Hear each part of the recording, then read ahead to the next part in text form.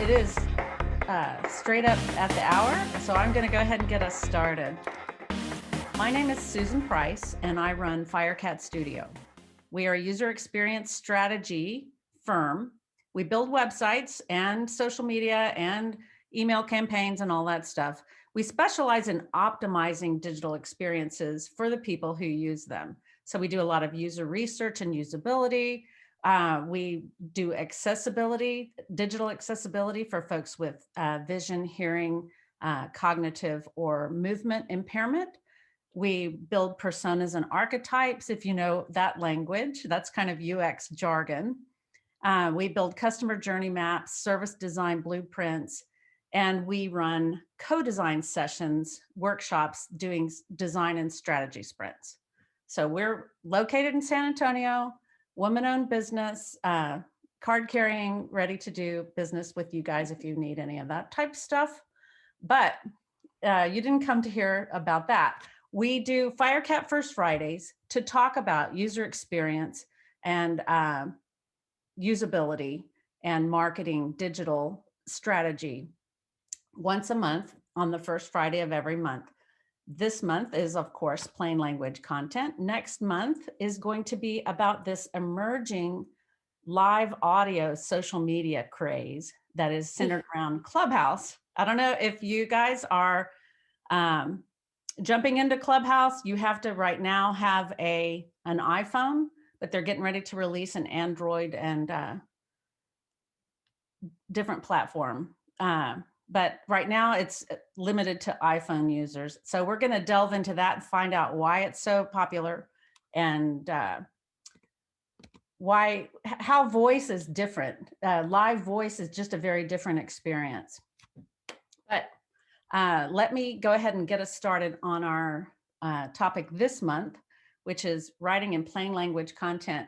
Leslie Oflahaven from eWrite Design and I met many, many years ago, and we were immediate sort of soul sisters because we care about users and their experience, I think was one of the things, but we also care about words and just doing good things, ethics, that kind of stuff. So I'm going to let Leslie introduce herself more thoroughly.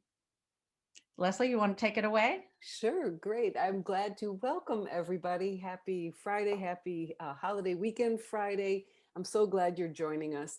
And there are a gang of us on this webinar, and yet that's okay. If you want to chat in with a question, I hope you won't hold it. I'll do my best to watch the chat here. And though our webinar wraps up in an hour, I'm staying on. If you're staying on, I'm staying on. So we can extend if you have questions about your own web content or about advocating for plain language in your own organization, please go ahead and stay on. It's kind of like old home week because, as Susan mentioned, she and I have known each other for a long time, and there are thousands of miles between her home and mine, and yet we stay connected across the distance. And as I see the names of the people who are joining us, I know some of you, welcome. And I know some of you on this webinar could lead it. So thank you for joining. Given your own expertise, thank you for joining. I'm going to do the cheesy thing and show you a consultant slide. Here it comes. And introduce myself very briefly. So my name's Leslie, my last name's Oflahaven. My company is called eWrite, that's E-WRITE. So you can carbon date my company to the mid-1990s because we don't use the hyphen after the E on almost anything anymore. Our business is to help people learn to write well at work. So my work is far broader than offering web writing training only, but helping people learn to write well at work these days often does mean helping people learn to write for online readers or write web content, digital content of many different types. I'm laughing because this is a very consultanty slide with a lot of logos on it. But my takeaway for you is, dang, she's worked a lot of different places, and dang, I have. I call myself a professional vagabond because my work life has gifted me the chance to come and go in many different writing communities. And sometimes I feel maybe like a dermatologist, like I've seen that rash before. I have in some ways seen it all and seen people struggle, strive, endeavor to write well for online readers. On the right-hand side of the slide, I've given you 3 screenshots of the LinkedIn Learning courses I've developed. I'm an instructor for LinkedIn Learning, and I'm mentioning the one at the top right now because it's called Writing in Plain Language. And bonus, it's free. LinkedIn Learning has made hundreds of their courses free during the pandemic for people who are job hunting, and 2 of my courses there are free. So at the end of the webinar, I'll give you the link to that. I can mention it without anyone having to pay a cent to take it. So that's something I'm happy to share. Okay, so I have used self-discipline that I sometimes lack in this particular webinar. So I do not have, I don't know already that I have too many slides for our webinar. I believe we have just enough content for the webinar that we can cover it and that we can talk about it in the chat and that you can practice a few writing skills. So let's get started, and I want to make sure there's ample time for you to write and to ask as we go along. So here's my thesis, I would say. Even if you don't know what plain language is, even if you don't call yourself a plain language writer or plain language advocate, even if you're not a government employee whose work is bound by the Plain Writing Act of 2010, my thesis is we know plain language web content when we see it. This is not a mystery. We know what good web writing is when we see it, and we know we can make that connection between why good web writing is plain language. So let's just start there. I know it when I see it. And let's start with an example. Or 2 examples actually. I've put them side by side on this slide so I can talk to you about them and why I chose them. And then I'm going to show them to you and ask you which one is written in plain language. Okay, that's all that we need to talk about because we know it when we see it. So here on the left-hand side of the slide, I have a screenshot of a blog post from April 2020, and it's written by an organization called the Employee Benefits Research Institute, which is a nonprofit, nonpartisan research organization that publishes research about employee benefits. And the title of that post is COVID-19 Driving Americans to Retire Early? On the right-hand side of the slide, I'm showing you a blog post from the Urban Institute. These are comparable organizations, maybe not apples to apples, but surely comparable. And they have several blogs, and this is their blog called Urban Wire on the topic of aging. And the title of this content is 7 Ways the COVID-19 Pandemic Could Undermine Retirement Security. So do you feel like you already know which one is written in plain language? I've shown you mere inches of these 2 samples, and you probably are already drawing an opinion. Let me click through now and show you a little bit more. So here is Employee Benefit Research Institute goes by EBRI, E-B-R-I. I'm going to click through and show you this blog post live. And you're asking yourself, this is a question running through your head, is this written in plain language? Okay, so it says you can't open the file. I disagree. Here's the post. You can see that? Okay. Is COVID-19 driving Americans to retire early? If you feel like you want to listen, if you feel like you want to look at this on your own screen, you can. Here's the link. Dropped it in the chat. I'm going to scroll through, just give you a chance to look at it. You see the length. All right. And now I'll just leave the screen here for a moment so you can look at the content. You can read a couple paragraphs.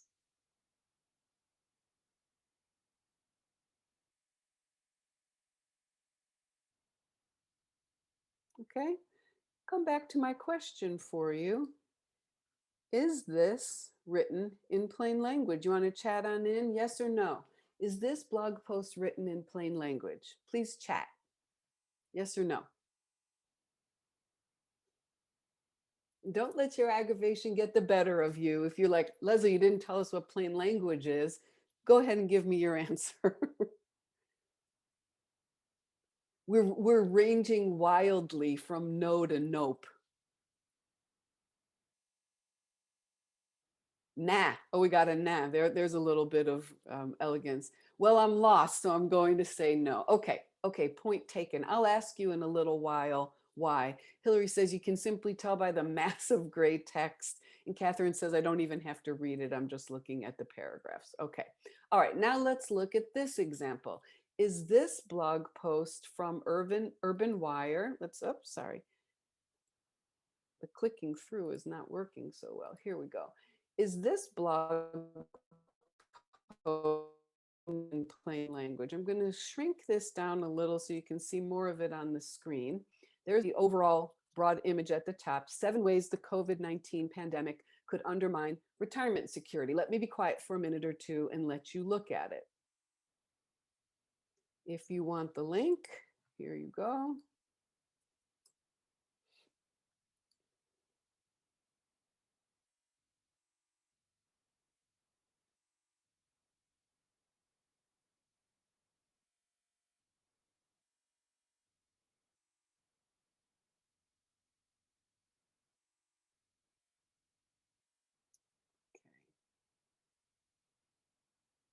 I'll leave it still in case I'm causing anybody nausea by rolling.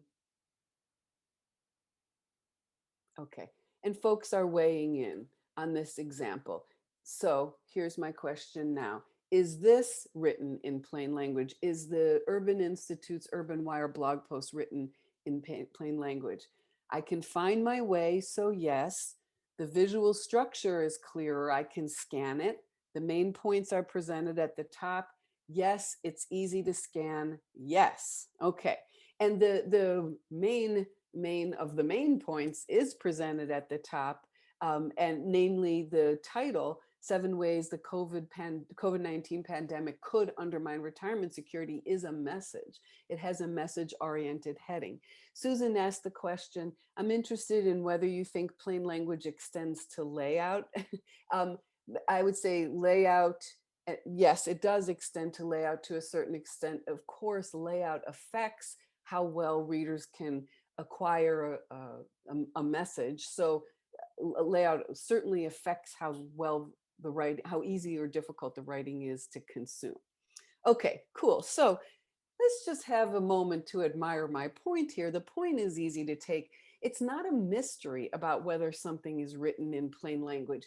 It's our job as curious writers and writers of web content to be able to describe the writing skills and the behaviors that earn content the description of being written plainly, and to use them. But we know plain language when we see it. So let's talk about this now. What is plain language anyway? There are so many definitions, descriptions, and applications of this term. It can be really confusing. So with the certain knowledge that many of you on our webinar today already know this information, I'm still going to go ahead and talk about what plain language is, what kind of writing earns this term, and what kind of writing doesn't. When I try to define plain language, I want to lay out the things that this term covers that are different from each other. So for example, plain language is how we describe a communication movement. And this communication movement is not brand new by any means, probably about 50 years old as described this way. It's also, plain language is also a law, a 2010 law in the US and laws in many countries around the world. Plain language is the way we describe a commitment that writers make to readers. And it's different from the movement. The movement is the practitioners in the organization. The commitment is kind of a baseline, as in I'm the writer, and when I write in plain language, I commit to you that I will do more work so you can do less work. That's the commitment there. And then, of course, plain language refers to a set of, in our case today, web content writing behaviors. So no, it's no wonder that we have to define this term when we have stretched it like a piece of elastic to cover so many things. So here on this slide, you know, especially for people who are just learning about plain language, I wanted to show you that plain language is upheld and discussed in certain organizations, plainlanguage.gov here on our webinar, Plain, Clarity, in the International Plain Language Federation, the Center for Plain Language. There are more, but I've just shown you 5 organizations.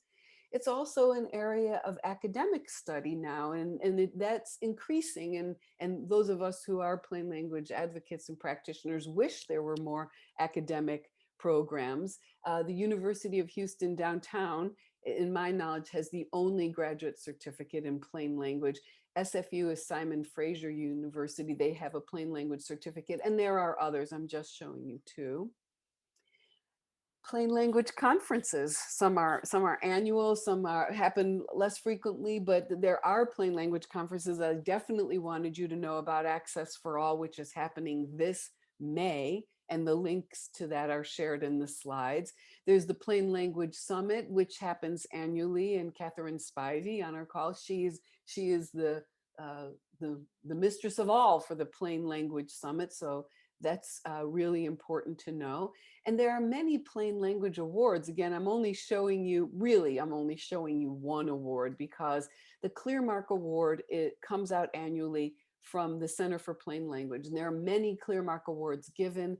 They're given in different categories. I certainly hope that if you are writing in plain language, you'll consider submitting your work for a Clearmark Award, which again, I said comes from Center for Plain Language. They also award a Razzie, basically the WTF award. They award that annually to content that really failed. So you don't want to win that. Don't nominate your own work for a WTF. That's not how that works. Yeah. So here's the communication movement. Many components. I'm giving you a high level glimpse at the communication movement. For those of you who are like, wait, what? We have a law? Yes, the US government passed, the Congress passed the Plain Writing Act of 2010. It's now 10 years old, and what would that be, about 6 months? It's the law that says that federal agencies have to write certain types of information in plain language. It doesn't cover certain types of information like regulations. That's in the works. We're still hoping that will happen. But it says here in the screen capture and in the easier to read version that federal agencies must use plain language in any document or content that's necessary for obtaining a benefit or filing taxes. So the IRS has to be able to document that the instructions for filling out tax forms are written plainly. It doesn't mean the tax forms are easy to complete. It means that they know, they have studied the writing that explains how to use the forms. They also must use plain language in any information that explains a government benefit or service, or explains how to comply with a requirement, how to comply with a requirement. Now, if you're new to the Plain Writing Act of 2010 and you're reading what this law covers and you're going, come on, the government doesn't write plainly, you could be feeling sarcastic, or you could feel cynical at this point. I don't feel that way. The Plain Writing Act of 2010 has built the community that you see here. You know, there's the cause and effect here. Because the law is in place, there are enough practitioners and enough usability research, user research into the content the government publishes, that the community has grown because of the Plain Writing Act of 2010. Yes, it's true that this law has baby teeth, if teeth at all. This is not the thing that a scofflaw spends a night sweating over. There's plenty of content that isn't written plainly by the federal government.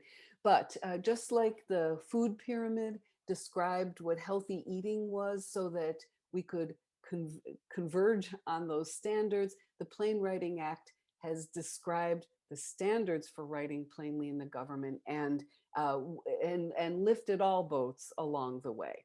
So Plain language is a commitment we make to our readers. In the community, many people say plain language is a civil right, and in fact, that's the theme of the conference, the virtual conference, Access for All conference, being held in May. But this commitment that we make to readers, many people use the description I'm showing you on the middle of the slide here. Your content is written plainly if your readers can find what they need, understand what they find, and use what they find to meet their needs. So can they find it? Can they understand it when they read it with a minimal amount of effort? Not if they have to read it 100 times. And can they act on it? That's the third point. Can they use it? Because the measure of the quality of the content is its usefulness. So can they find it? Can they understand it? And can they act on it? Then you have written plainly. Now, in our planning conversations and other conversations we've had, Susan has commented on kind of the blurred edges of what plain language is, because of course, can users find what they need online is not about writing an individual sentence in active voice. This is about, content strategy and navigation and SEO and all kinds of other things. Can you find what you need? But the commitment that the community makes is this, as expressed here: find it, understand it when they read it, and use what they find to meet their needs. Yes, there's a lot of cooperation across job titles in the plain language movement, and to uphold this commitment. That is indeed true. It's not just the writers handling plain language. So right here, I listed 10 completely not surprising writing behaviors that come out of that commitment. So if we're now talking about writing web content, maybe at the page level or even at the site level, these are some of the behaviors you would use as a web writer so that your people can find your content, understand it when they read it, and use what they find to meet their needs, act on it. So for example, uh, you put your main message at the beginning, you write concisely, you use headings. Some of the features verbatim you were commenting on in the Urban Institute's blog posts as contrasted to the eBree blog posts. You use terms your readers will understand or define them if your readers don't understand them. You write in a personal style, point 5, you use personal pronouns. At the sentence level, you write in active voice. Here's the layout question. You use white space purposefully. I always think it's so funny that the blank lines are some of the best plain language writing you'll ever do. And finally, it's almost funny for me to have explained this so briefly in point 8, but you use visuals that clarify or complement what you've written. So here's graphic design, web design, the way things look and the way information is depicted visually complement, works together with what you've written. Hillary asked, what's the difference between a plain language expert and a content designer? I don't think either of the titles are limiting enough to mean that the work they do might overlap a great deal. A plain language expert and a content designer, though if we survey a lot of people who call themselves plain language experts, even when they're writing web content, I think they lean toward the word side, the sentence craft side, possibly more than the others. Susan answered, a content designer may not be a writer in all teams, indeed. So the little icon at the bottom of this slide with the chat reminds me to take a deep breath and to invite you to weigh in. Do you want to ask a question or make a comment about anything I've shown or anything I've said about plain language right now? I'm gonna go ahead and take a deep breath and maybe a sip of water. The chat is all yours. You can feel free to raise your hand or put things in the chat. Or do we want to wait to bring people on the stage at the end? We can do both, I think. If I've limited my slides well enough, we can do both. So right now, I just want to say, is there anything you want to comment on? You could use the chat now on what I've shared about plain language, the Plain Writing Act of 2010, etc. I'll smile awkwardly at my camera while I wait. Leslie, so these are government agencies, federal government agencies. that are whose work is must follow the Plain Writing Act of 2010. Yes, and in many states, there's as much action on plain writing. Maybe there's I don't know whether states have plain language laws. Actually, Catherine might know. I'm not sure. I know that there are a lot of states that hold the kind of responsibility to write in plain language for citizens, for residents. They hold it in just as high a regard. Mhm. There's our question. How does the Plain Language Writing Act come to be? What? Well, this is a beautiful story, and in fact, there's an LA Times article that came out about, I think, a month ago, that featured the story of how the Plain Writing Act of 2010 came to be, and it included the work of Catherine Spivey, who's joining us today, and Annetta Cheek, who's one of the the ancestors of the Plain Writing Act of 2010. In just a quick description, and this I will make quick, um, the first executive order that government writing should be written in plain language happened during the Carter administration. So again, this is not brand new. And this sense that we measure the quality of our writing by the reader's ability to use it, that is about a 60-year-old idea. So the first executive order was signed during the Carter administration. This executive order languished during the Reagan years, and it revived during the Clinton administration and really took hold during the Al Gore's reinventing government era. So that's in the 1995, 6, 7, somewhere around there. And there's the history. Thank you, Catherine. The first government agency that I know about to write a guide to writing in plain language was, of all things, the Securities and Exchange Commission. I think that was 97 or 98. And then, 98 to 2010, it was full on advocacy. We need this. We're going to push it through. And with the champion, Bruce Braley of Iowa, working with the community of plain language advocates, it was finally signed in 2010. Okay, deep breath. Anybody else? It's related to accessibility, yes? Yes, indeed it is. And that may be a full topic for our other future meeting. Everything that you see on this, every writing behavior you see on this slide makes web content more accessible, every single one. And the emphasis on message conveying content, a message in the main title, a message at the beginning of the uh, web content, the ability to find the web content in different ways. These are all accessibility issues.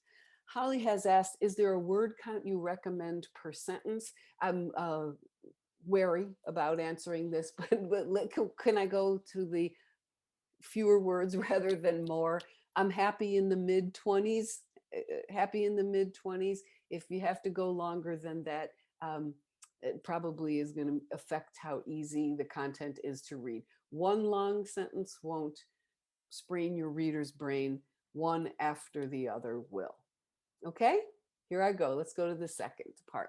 So I'm going to talk about a metaphor I made up for writing web content. I made it up a long time ago. I'm even afraid that people on this webinar who know me well are eye rolling me right now. I hope not, but they could be, because this metaphor for how to write web content in different amounts and different sizes, so you'll meet different readers' needs, or the same readers' need at different times. I called this the bite snack meal approach. Now, I'm showing you 3 elephants. I'm not implying that you have to eat all these elephants. That's not what I'm saying.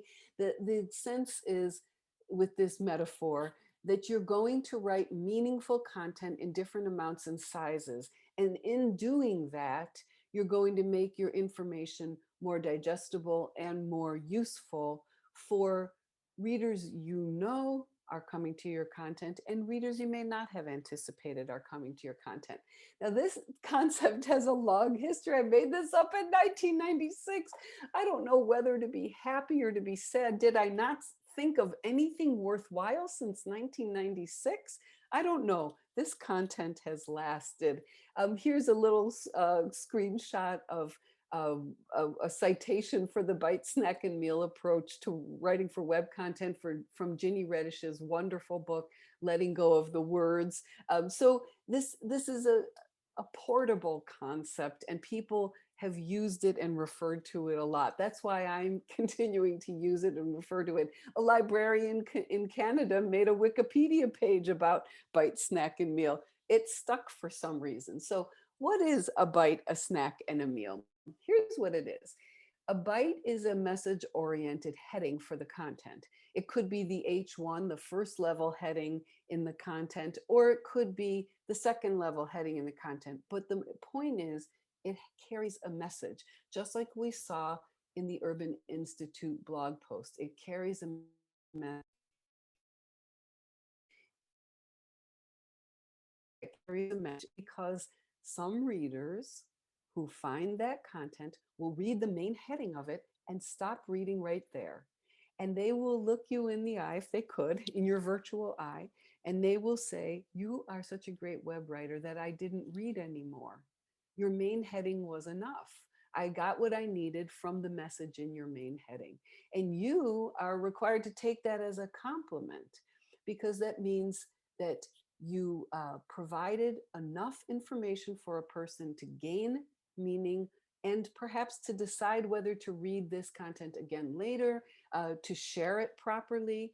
Your smallest unit of content was meaningful enough that you satisfied their information hunger. You fed them enough. Sometimes you'll also add a snack. A snack is a short summary. In some cases, the bite and the snack are presented physically together, the bite right on top of the snack. In some cases, the snack and the bite, in some displays of the content, they're presented separately.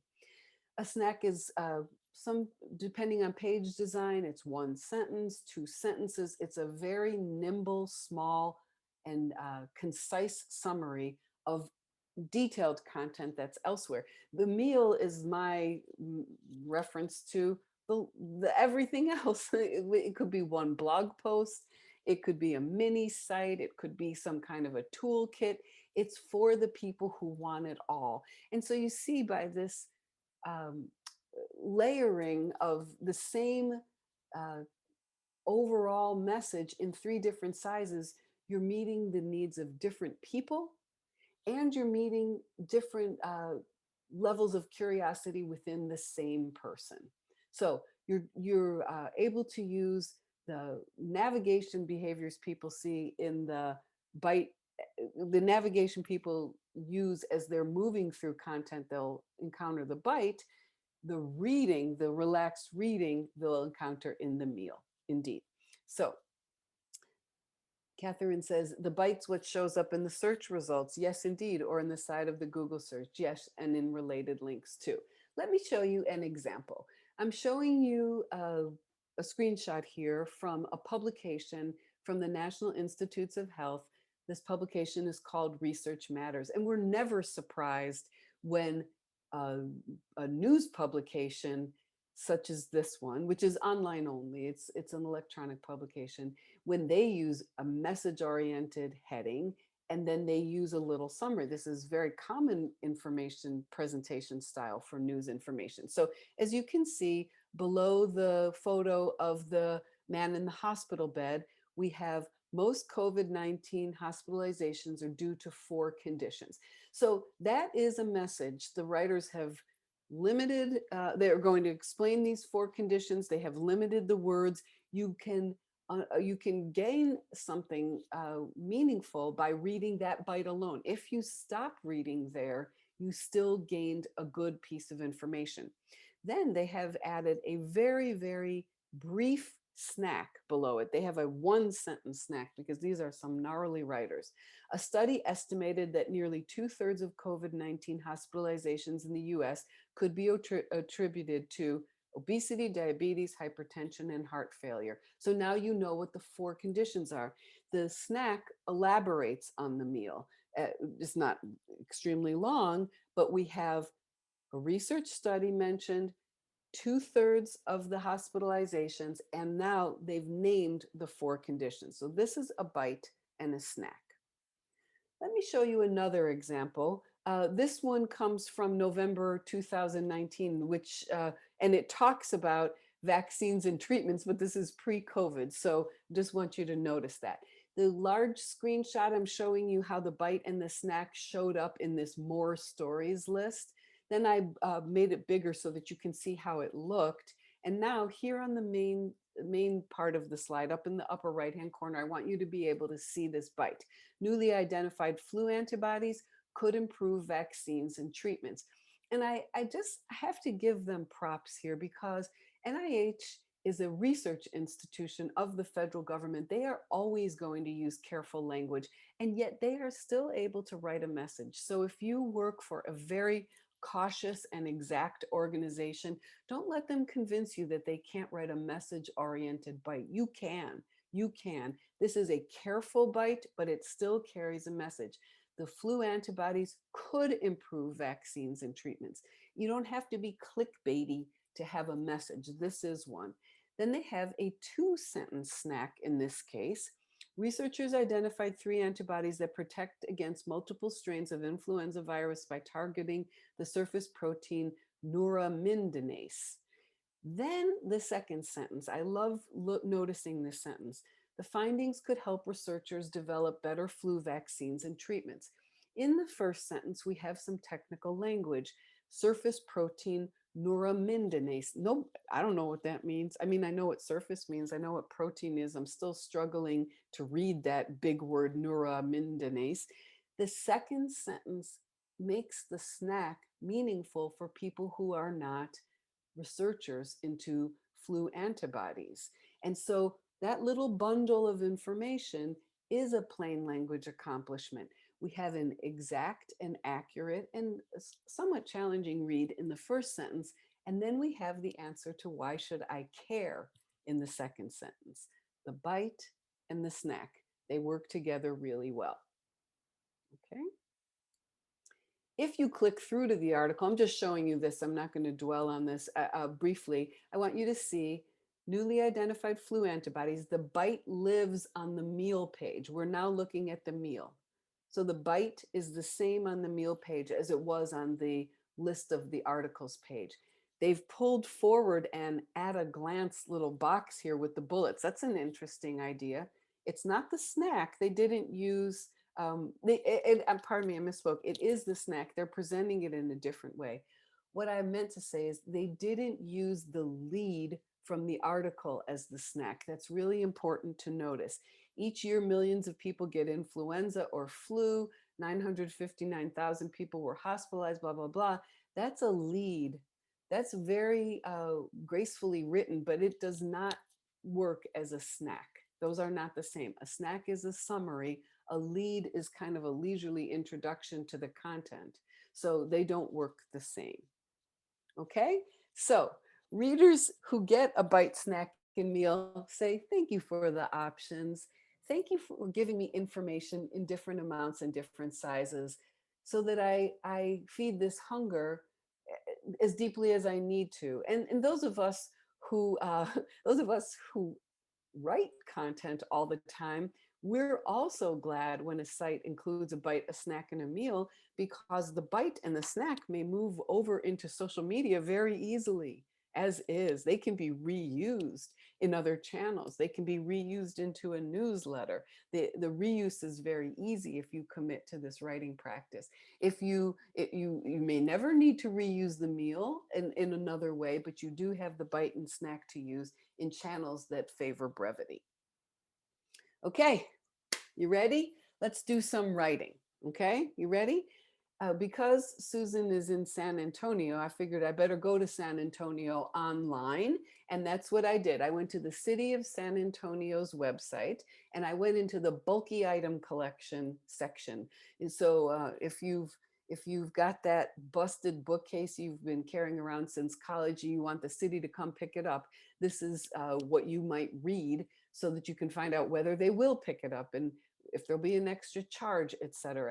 I'm also glad to share this example because in the plain language philosophy, can users find or readers find the information? Can they understand it? And can they act on it? This is a good test of whether people can act on the content. Can they do what they need to do based on the content? Over here on the right-hand side of the slide, I just wanted to show you what the whole page looks like. In the center, you're reading just the content of the main content of the page. Okay, so this is a mess. This is a mess at the top. The most readable parts of the page are not well written. They're not written according to plain language principles, and they're not going to accomplish what the people who wrote the content want them to accomplish. That's really sad. You know, they're not going to do what they should do. And the reason that these pieces that I'm showing you, that I'm calling them a mess, well, let me ask you, do you think this first bulky item collection overview is a mess of a bite? When you read these two sentences, pardon me, it's three sentences that are at the top of the page, is this good writing? Let me give you a minute. Do you agree this is a mess? That's the chat in question. Do you agree this is a mess? I'm being quiet and watching the chat so you can answer whether you agree if this is a mess. And Deanna says, a mess indeed. Susan says, oh, it's a hot mess. It's a hot mess of bulky garbage.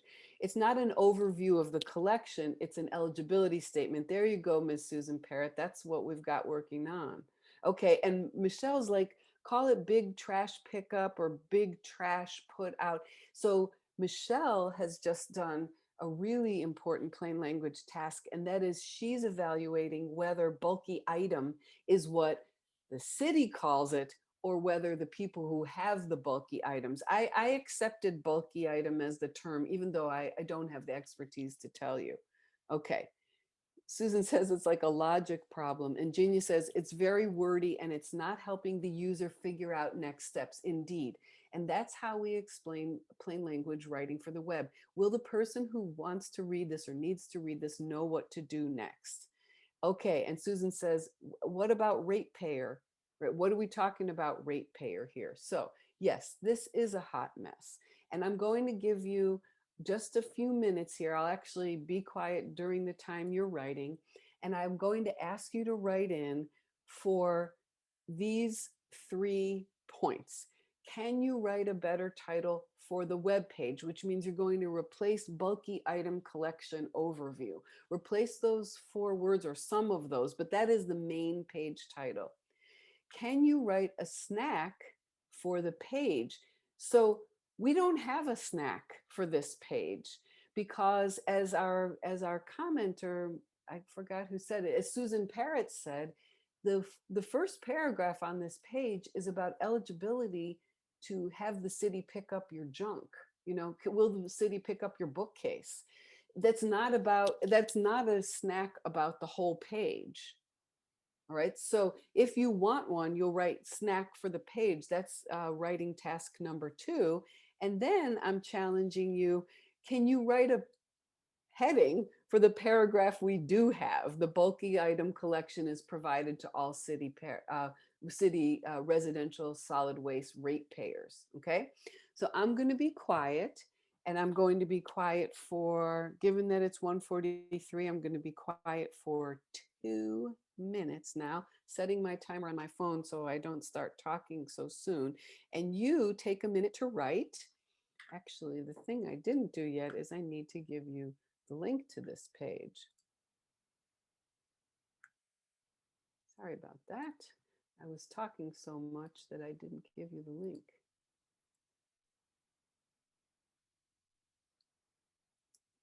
There you go. There's the link to the page if you want to see it there online. And I will start the timer and I'll be watching the chat as you get ready to write. I know that was really quick, and you may not have been able to craft all you wanted to, but we do have some good examples in the chat. Let's take a look.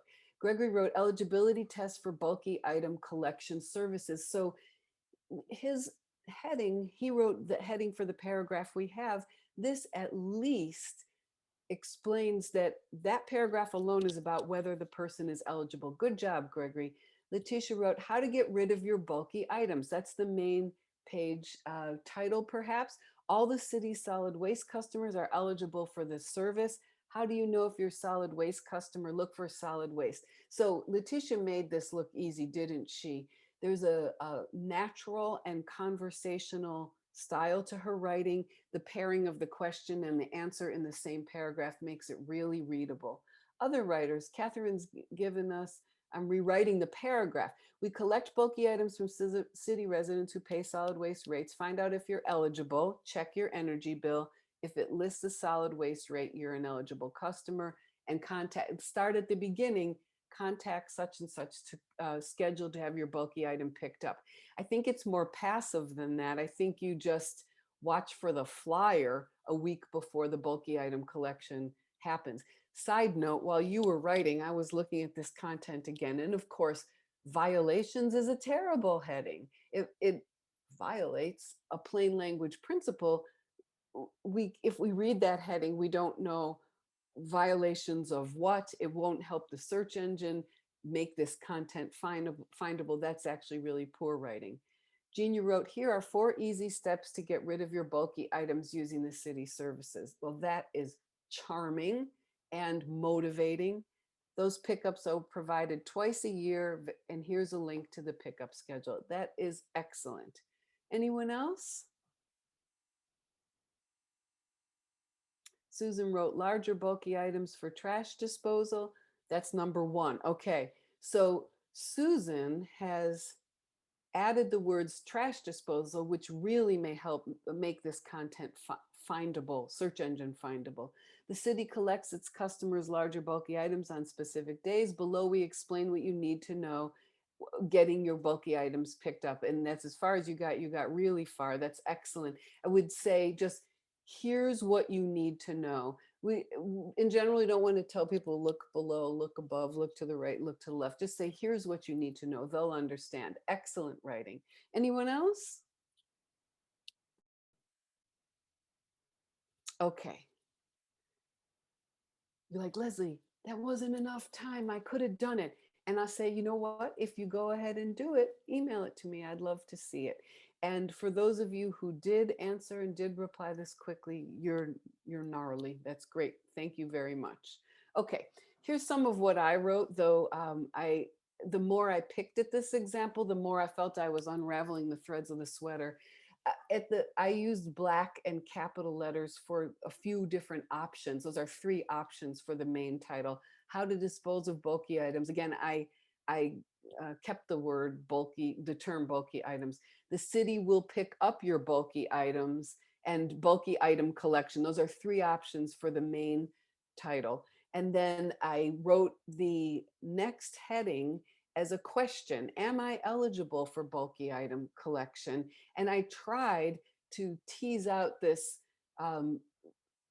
confusion around being a ratepayer, a customer, and a person paying a fee. This is really confusing.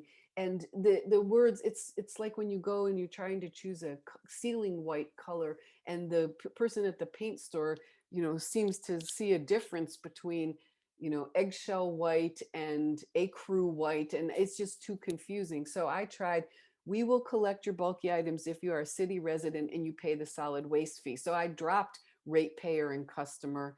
Unsure if you pay this fee?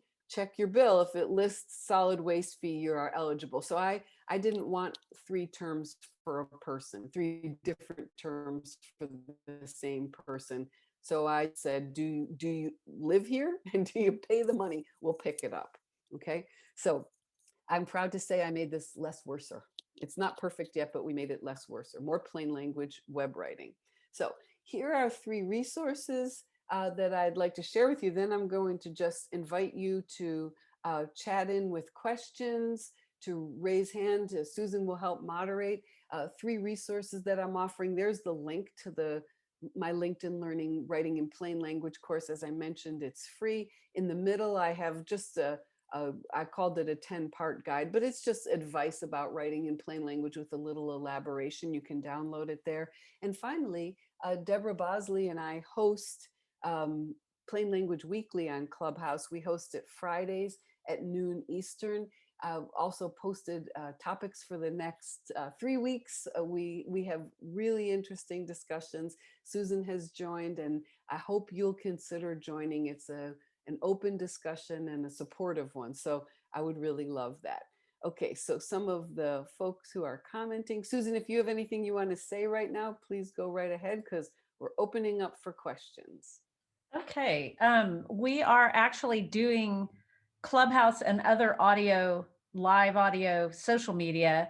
There is now a Twitter competitor to Clubhouse, and there will soon be a Facebook competitor to Clubhouse.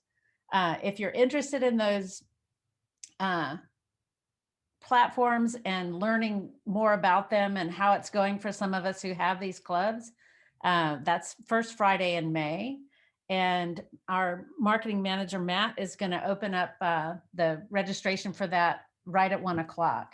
So I can post the link to that as soon as it's live. And I'm super interested to hear what you're taking away from this. If you don't have a question for Leslie, um, let's talk about some of the surprises that you may have had. Did you not know about the law, for example? Or bite snack meal is a wonderful structure. I can't wait to get to using it.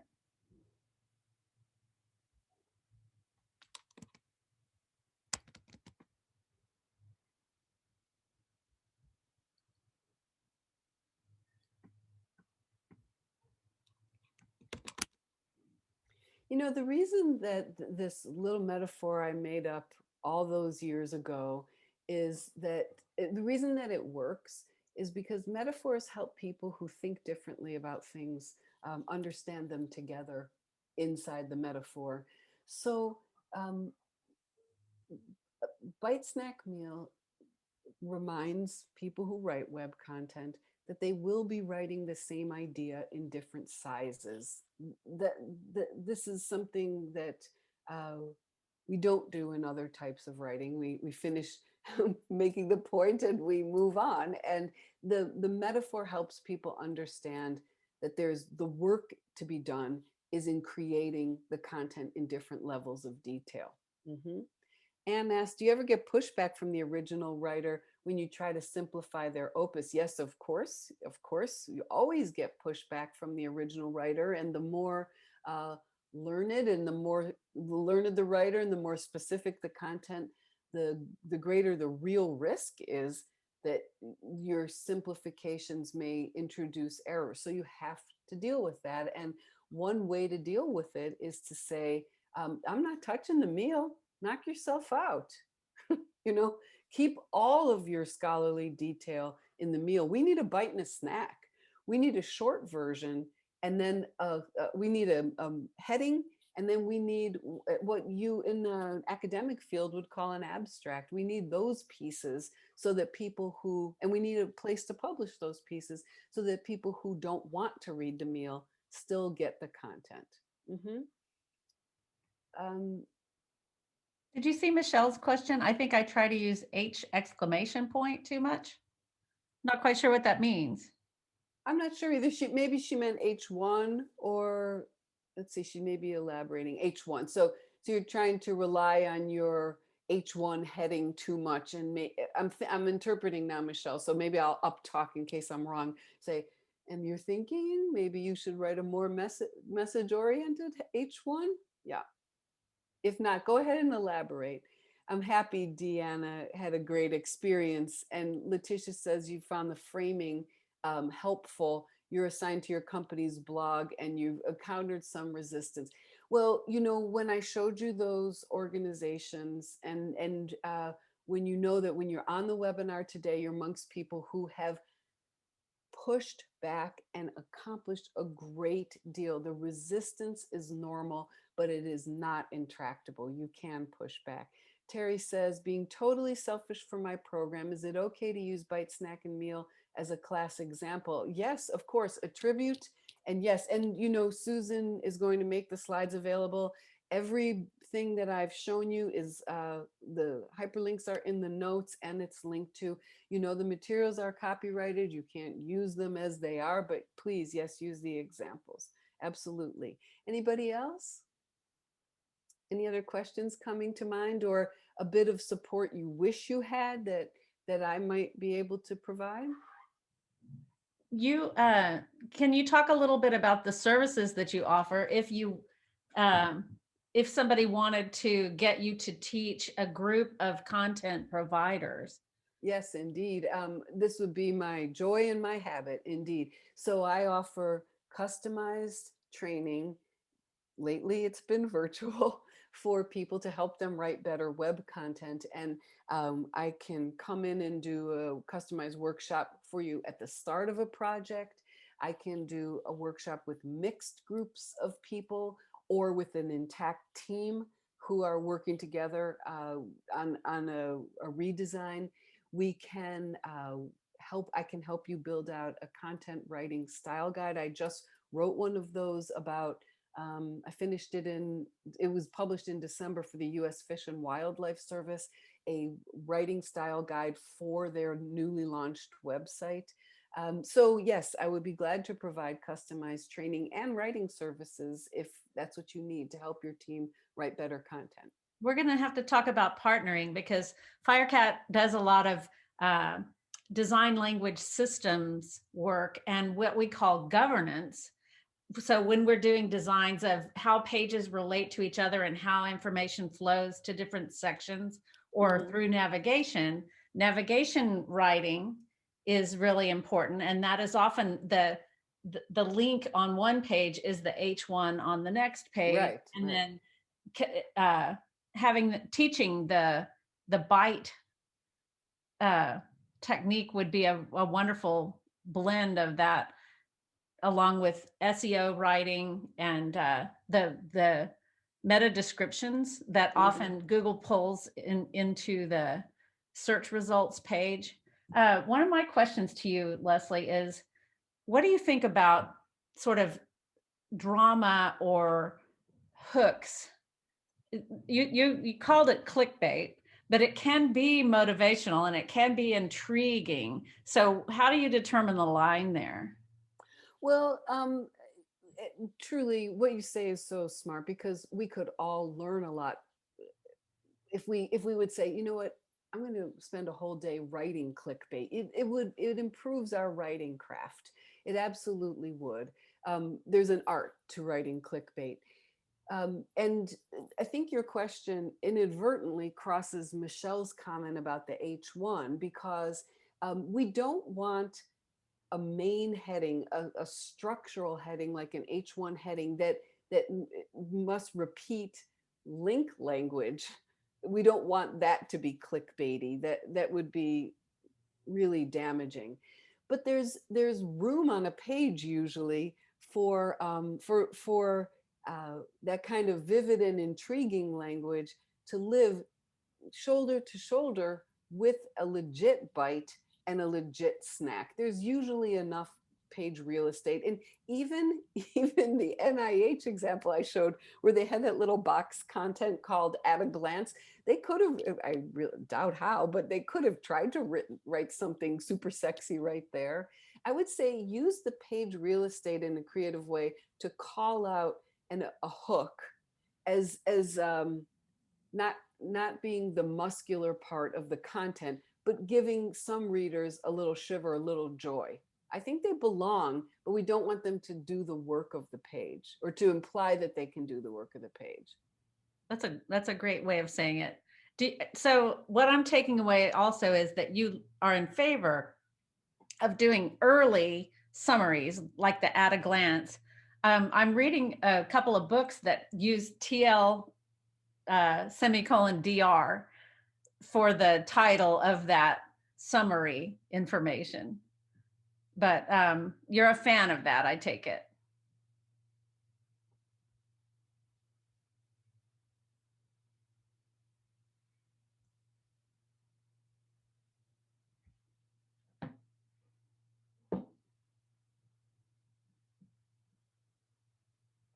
I'm not built that way. I guess I might be too old, but I wouldn't, because that um, it dismisses it puts some shade on the rest of the content. The DR is not good for a writer. So I might not go that way. You're not a fan, I get it. Yeah, yeah, Also, it's jargon, yeah, people yeah. who aren't, I don't know how many times I've had to ask people in chat, phone chat often, what does this acronym mean? Or if it's somebody I don't know Right, well, I'll secretly go and search it instead of right, betray my ignorance. right. Well, we Absolutely. are right at the hour. If you have to go, we want to be respectful of your time. If you have any further questions, Leslie, do you have another couple minutes in case we have any Oh other yeah, questions? sure, And sure. I mean, Sorry, Matt has I just posted the link to the next session on Clubhouse and live audio. But I would also love if before you go, give me some ideas of types of topics like this one that you would find useful, or if you would like us to go a little deeper in this topic, I would love to know that too. We strive to make our uh, monthly sessions useful to you guys. So this one seemed to hit a nerve. We had quite a bit of interest in it. So share with us what you would like us to cover next. And I would like, before everybody leaves, thank you so much, Leslie. This was a fantastic session. It's my joy. Thank you so much for inviting me. I'm so glad we joined together this way. More depth on this topic. Hmm. Great.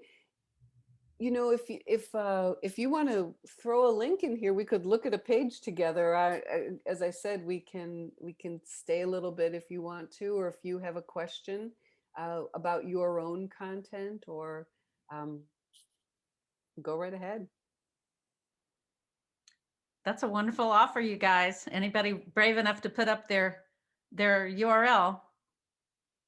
Yeah, I'm not a I'm not built to scour anybody. No, Michelle's taking you up on it.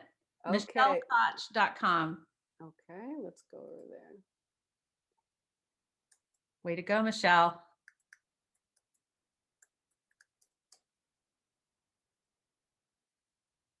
All right, let me move these windows over here.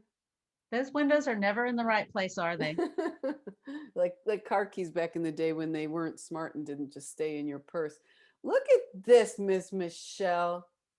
Look at this. That little cartoony character couldn't be better. So I'm going to look at the blog because I'm thinking there's more of the writing there that than in other places.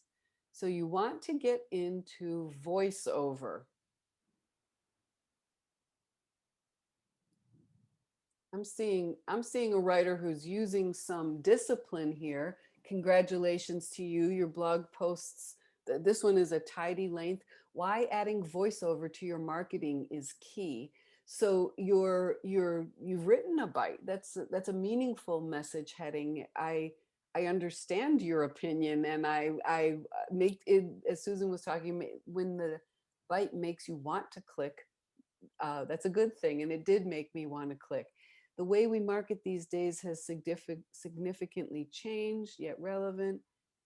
Professional voiceovers have been trained to bring the right tone.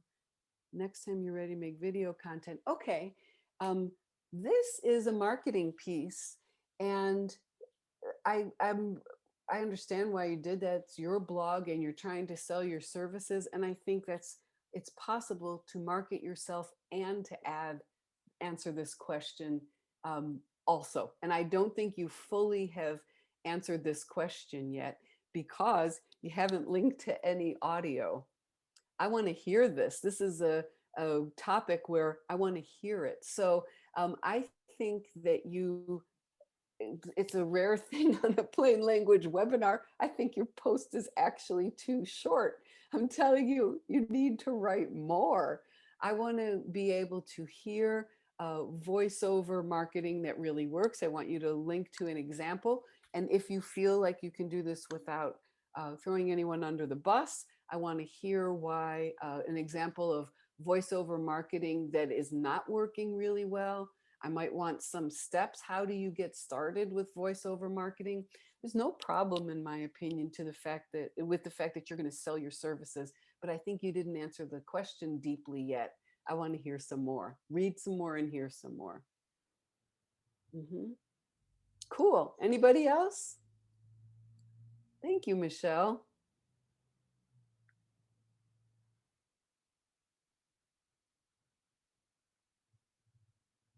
Anyone else want to offer a sample? Okay, then. Well, I think we came to the end, Susan. What do you think? I think so too, but we All did right. hear they would love to have more depth on this topic, and I think that would be wonderful. Okay, great, Ramona, great. I'm so glad to see you're joining us today. Tech speak into plain language. Yes. Mm-hmm. Um, Yes. there's a lot we could do, a whole lot we could do. Supporting an Yes. And IT department. Yeah.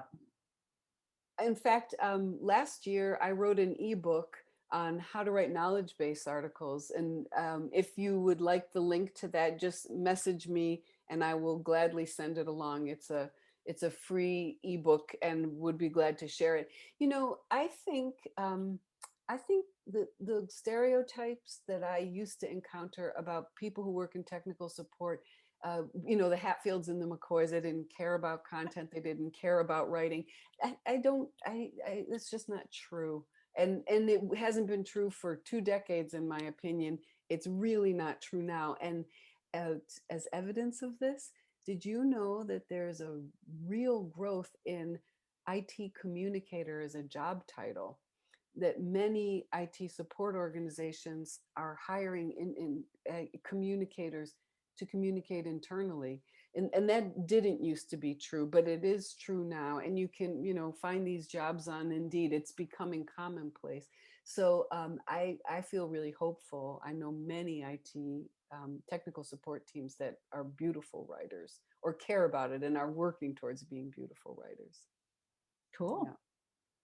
All right. Well, thank you so much again, Leslie. And thank you guys for joining us. And I hope to see you next month and in future months. Okay, great. Thanks, everybody. Bye-bye.